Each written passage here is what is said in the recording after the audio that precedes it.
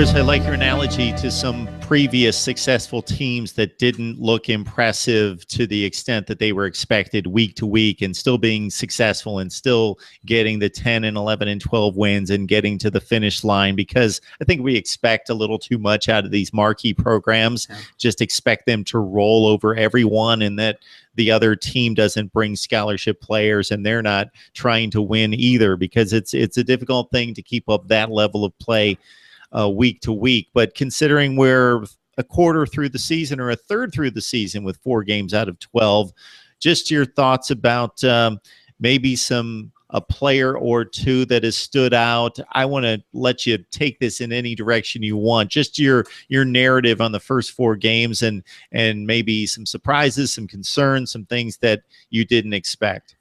Yeah, I think Stephen Carr is the guy that jumps out to me when you say, players that stood out. I think people knew because of what he showed in practice that he was going to be a special running back, and, all his high school pedigree and all that. But I don't think anybody expected him to be doing what he's doing already.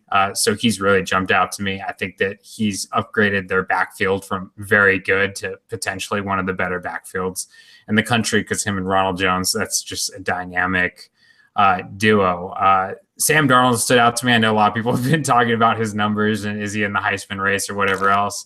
But a couple of games, he's just been so impressive and he won the Texas game for them basically. So he's jumped out to me. And Christian Rector on defense, not a name that a lot of people are going to know, but he's gotten in because Porter Gustin's been injured. He's gotten playing time, and he's really jumped out when he's gotten playing time. I think he has to play. He wasn't playing before. I think he has to after, watching him this season. Uchenna Nwosu, that linebacker, I had talked to you about him before the season, so I thought he was going to be their best linebacker. I think he's their best linebacker. He's has a bunch of batted balls too this year. Like, I think against Stanford, USC said he had like 5 batted passes, which I don't even think I've ever heard of a Sam linebacker doing that before.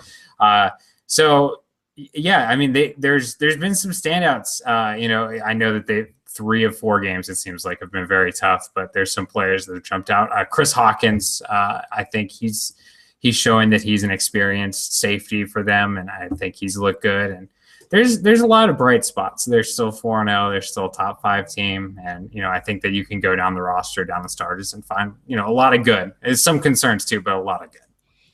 We enjoyed the USC football talk with Chris Swanson from Trojan Sports. Please join him there for the best in USC football coverage. Of course, USC, a top 5 team, as Chris mentions, 4-0, taking on a 4-0 team in Washington State, a key Pac-12 game on a Friday night in Pullman.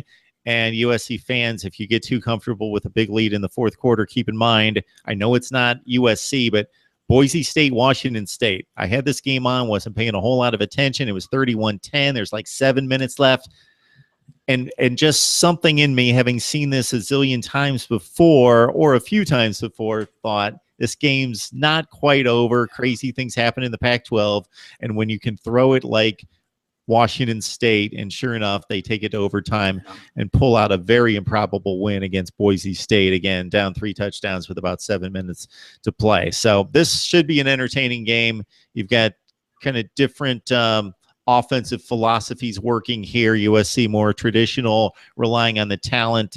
Obviously, Washington State loves to space you out and throw it all over the field, and we'll see how many times Luke Falk puts it up, because his arm is used to throwing it 75 times if need be. Yeah, I think it's going to be one of the better college football games this year. That's what I expect. I expect it to be a really good one. All right, Chris Swanson talking USC football as the Trojans prepare for the Washington State Cougars. Join him right there on Trojan Sports. Chris, we always appreciate the discussion. Yeah, I always appreciate being here. Thank you for having me.